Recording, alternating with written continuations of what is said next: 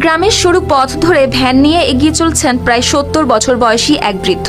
শরীরে বাসা বেঁধেছে মরণ ব্যাধি লিভার সিরোসিস। তবুও থামার সুযোগ নেই কোনো, কারণ চিকিৎসা করাতে গিয়ে পরিবারটি হারিয়েছে সব সঞ্চয়। এরই মধ্যে শেষ ভরসা হিসেবে জোগাড় করা ২০,০০০ টাকা চুরি হয়ে যাওয়ায় বন্ধ হয়ে গেছে তার চিকিৎসা। নিয়মিত ওষুধ না থাকায় দ্রুত অবনতি ঘটছে তার স্বাস্থ্যের। পেটে পানি জমে ফুলে উঠছে শরীর, দুর্বল হয়ে পড়ছে প্রতিদিন। তবুও সংসারের হাল ধরতে অসুস্থ শরীর নিয়েই মাঝে মধ্যে ভ্যান চালাতে বের হতে হয় তাকে, কারণ কাজ না করলে তার ঘরে জ্বলে না চুলা।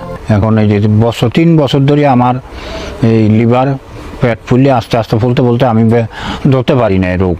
ফকির দিয়া দেখাইছি, ওই ফকির দেখাইছি, এই ফকির দেখাইছি, এতে হয় না। গেছি শরীয়তপুর, এখান থেকে গেছি ঢাকা এমনি সিনায় পরীক্ষা করিয়া কয় লিভার হাসপাতালে যাইতে হইব।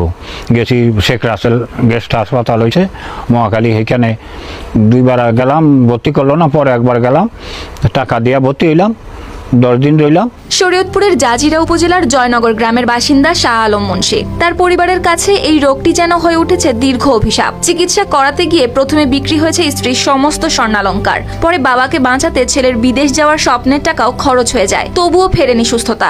3.5 বছরে যে টাকা, ওই যে ছেলে কিছু টাকা জমাইছিল, আমার ছেলে পদ্মা সেতুর এখানে কাজ করতো, বিদেশে পাঠামো করিয়া জমাইছিলাম, ওই টাকা সব শেষ করিয়া ফেলাইছি।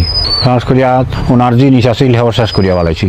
ওনার আর কিছু নাই, অনেক বাড়িতে একটা মুরগিও নাই, সব সর্বস্ব শেষ। এসে কিছু সাহায্য টাহায্য দিয়া মানছে এখন আইসি কি করিয়া খামু।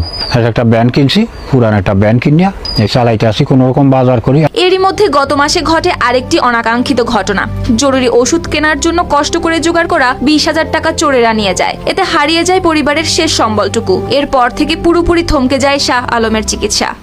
স্থানীয় বাসিন্দা ও স্বজনদের মতে, সমাজের বিত্তবানেরা পাশে দাঁড়ালে অসহায় এই বৃদ্ধের আবারও চিকিৎসার সুযোগ তৈরি হতে পারে।